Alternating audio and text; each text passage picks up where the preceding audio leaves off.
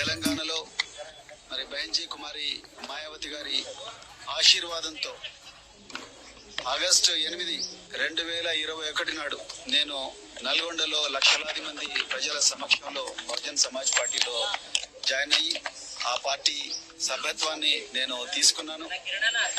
అదేవిధంగా మరి 2023 అసెంబ్లీ ఎలక్షన్లలో బహుజన్ సమాజ్ పార్టీ అభ్యర్థిగా నేను పోటీ చేయడమే కాకుండా 107 మంది అభ్యర్థులను బరిలోకి దించి మరి చాలా గొప్ప మరి ఎన్నికల పోరాటం చేయడం జరిగింది.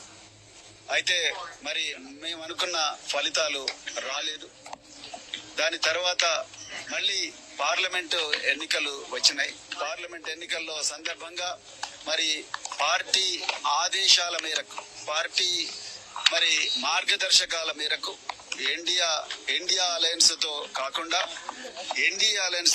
అంటే బీజేపీ కానీ లేకపోతే కాంగ్రెస్ తోని పొత్తులో ఆ కూటమిలో ఉండే పార్టీలు కాకుండా మరి ప్రాంతీయంగా ఆ కూటమిలో లేని పార్టీలు ఏవైనా ఉంటే ఆ పార్టీలతో పొత్తు పెట్టుకోవాలని మరి పార్టీ మార్గదర్శకాలకు అనుగుణంగానే మరి గ్రామ పోరాటం చేయడం జరిగింది. అయితే మరి మేము అనుకున్న ఫలితాలు రాలేదు. దాని తర్వాత మళ్ళీ పార్లమెంటు ఎన్నికలు వచ్చినాయి. పార్లమెంట్ ఎన్నికల్లో సందర్భంగా మరి పార్టీ ఆదేశాల మేరకు, పార్టీ మరి మార్గదర్శకాల మేరకు ఇండియా అలయన్స్ తో కాకుండా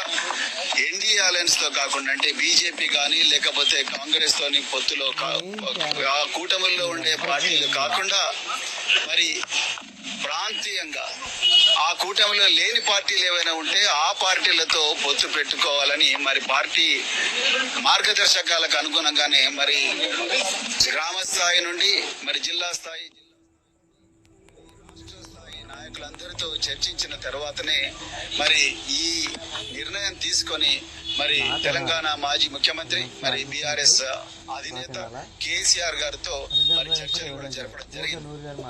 పలు దఫాలుగా చర్చలు జరిపిన తర్వాత మా కేంద్ర ఆఫీసు కూడా ఈ విషయాలన్నీ కూడా, ఇక్కడ జరుగుతున్న పరిణామాలన్నీ కూడా వాళ్ళందరికీ వివరించడం జరిగింది. మరి తెలంగాణ వాదం, బహుజన వాదం రెండు ఒకటే. మరి తెలంగాణ ప్రయోజనాల కోసం, మరి రాజ్యాంగాన్ని రక్షించుకోవడం కోసం కేంద్రంలో మరి బీజేపీ రాజ్యాంగాన్ని రద్దు చేస్తా అంటా ఉన్నది. 400 సీట్లు వంటి రాజ్యాంగాన్ని రద్దు చేస్తా అంటా ఉన్నది.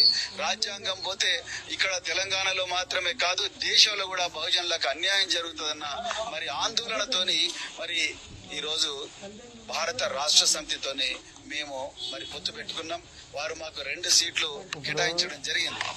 మరి ఆ 2 సీట్లు కేటాయించిన తర్వాత నిన్న అఫీషియల్ గా కేంద్ర సమన్వయకర్త అనుమతితోనే నిన్న అఫీషియల్ గా మరి ఇరు వర్గాల అప్రూవల్ వచ్చిన తర్వాతనే నిన్న మరి మేము నాగర్ కర్నూలు నియోజకవర్గం నుండి హైదరాబాద్ నియోజకవర్గం నుంచి పోటీ చేస్తామని కూడా ప్రజలకు ప్రకటించడం జరిగింది.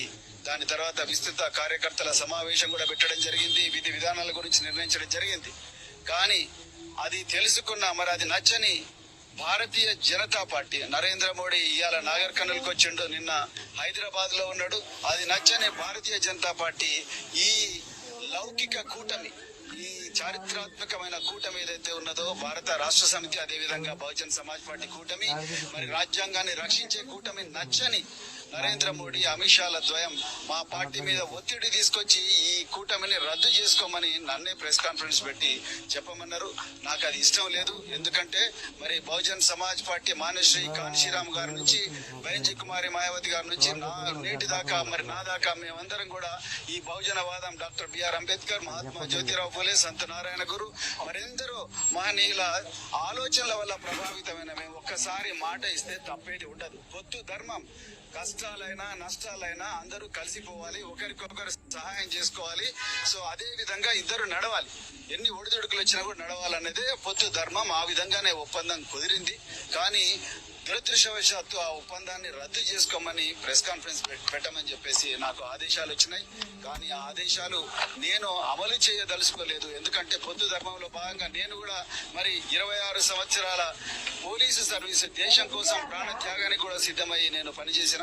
మరి బహుజన్ సమాజ్ పార్టీలో చేరినా కూడా ఎలాంటి రాజీ పడని పోరాటం నేను సాగించి పార్టీ భావజాలాన్ని నేను గ్రామ ప్రజల్లోకి రాష్ట్ర ప్రజల్లోకి మోసుకొని పోయినా. కానీ అలాంటి వ్యక్తిని నేను ఒకసారి మరి ఒక పార్టీ రాష్ట్ర అధ్యక్షుడిగా మాట ఇచ్చిన తర్వాత ఈ బీజేపీ చేసే కుట్రలకు బీజేపీ రాజ్యాంగాన్ని రద్దు చేయాలన్న కుటిల పన్నాగాలకు తలొక్కి నేను చేస్తే ఈ దేశంలో బహుజన ప్రజలకు నేను అన్యాయం చేసిన వాడిని అవుతా.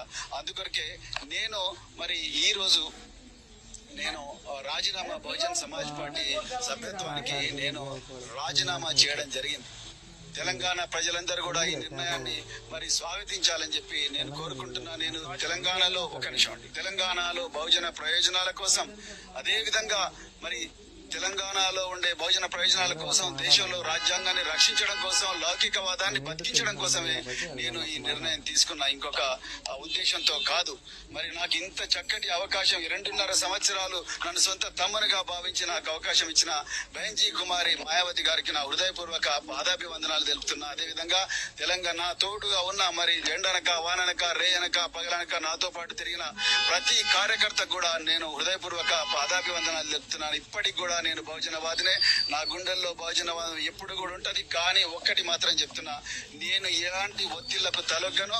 ప్రాణం పోయినా సరే రాజ్యాంగాన్ని రక్షించుకుంటాం, రాజ్యాంగాన్ని కాపాడుకుంటాం. రాజ్యాంగ విలువలు జస్టిస్, లిబర్టీ, ఈక్వాలిటీ, ఫ్రాటర్నిటీ ఏవైతే విలువలను బాబాసాహెబ్ అంబేద్కర్ గారు చెప్పినరో, మానేశ్రీ కాన్షీరామ్ గారు ఏ విలువలైతే బోధించినరో ఆ విలువలను తప్పకుండా మేము కాపాడుకుంటాం, మా చరిత్రను కాపాడుకుంటాం. బహుజన ప్రజల కోసమే మరి రాత్రింబవలు పోరాడతామని చెప్పేసి ఈ సందర్భంగా చెప్తున్నా. సో నేను ఈ నిర్ణయం నేను స్వచ్ఛందంగా మరి ఈ రాష్ట్ర ప్రజల ప్రయోజనాల దృష్టిలో పెట్టుకుని తీసుకున్న. ఒక్కసారి ఒక ఒప్పందం జరిగిన తర్వాత ఆ ఒప్పందం అనేది మళ్ళీ ఆ ఒప్పందం నుంచి బయటికి రాకూడదు. అది కనీసమైన ధర్మం. అందుకొరకే నేను ఆ పని చేయడం ఇష్టం లేక మరి నేనే బయటికి రావడం జరిగింది. సో నేను మళ్ళొకసారి చెప్తున్నా, బెంజీ కుమారి మాయావతి గారు ఉక్కు మహిళ, మరి ఉత్తరప్రదేశ్ మాజీ ముఖ్యమంత్రి గారు, వారు నిజంగా చాలా గొప్ప వ్యక్తి. వారు నాకు ఒక చక్కటి అవకాశం కల్పించారు. వారికి హృదయపూర్వక ధన్యవాదాలు తెలుపుతా ఉన్నా. అదేవిధంగా బహుజన్ సమాజ్ పార్టీ నాయకులకందరికీ ధన్యవాదాలు చెప్తా ఉన్నా. మరి నేను త్వరలోనే నా శ్రేయోభిలాషులు, అదే విధంగా నా అభిమానులు, నాతో కలిసి నడవాలనుకున్న అందరు వ్యక్తులతోని ఒకసారి సమావేశం జరిపి నేను అప్పుడు నా రాజకీయ భవిష్యత్తు మీద నిర్ణయం తీసుకోబోతున్నా అని చెప్పేసి చెప్తున్నా. మరి ఇంత చక్కటి అవకాశం ఇచ్చిన మీడియా మిత్రులందరికీ కూడా హృదయపూర్వక ధన్యవాదాలు. ప్రస్తుత రాజకీయ పరిస్థితుల గురించి మరి మేము కేసీఆర్ గారితో ఇంతసేపు చర్చించడం జరిగింది. తప్పకుండా వారితో కలిసి పనిచేస్తాం. నిజానికి మరి ఆ రోజు ఆ నిర్ణయంతోనే మరి బహుజనవాదం, తెలంగాణ వాదం రెండు ఒకటే ఈ పార్లమెంటింగంలో కలిసి పోరాడాలని నిర్ణయించుకుని ఆ రోజు కేసీఆర్ గారితో మరి బహుజన్ సమాజ్ పార్టీ పొత్తు పెట్టుకునే విధంగా ఒప్పందం కుదుర్చుకోవడం జరిగింది. ఇప్పుడు మరి ఎవరు బీజేపీ తీసుకొస్తున్న ఒత్తిళ్ల వల్ల ఆ పొత్తును మళ్ళీ నేనే నా స్వయాన నేను ప్రకటించడం అంటే, నేను ఈ దేశంలో మరి ఏవైతే రాజ్యాంగ వ్యతిరేక శక్తులు ఉన్నాయో ఆ రాజ్యాంగ వ్యతిరేక శక్తులకు ఊతమిచ్చినట్టు అవుతుంది. ఆ పని నేను చేయదలుచుకోలేదు. తప్పకుండా రాబోయే రోజుల్లో మేము కేసీఆర్ గారితో మరి బీఆర్ఎస్ తో కలిసి పనిచేస్తామని చెప్పి ఈ సందర్భంగా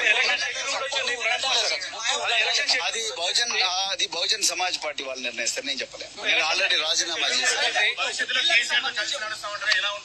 తప్పకుండా నడుస్తాం.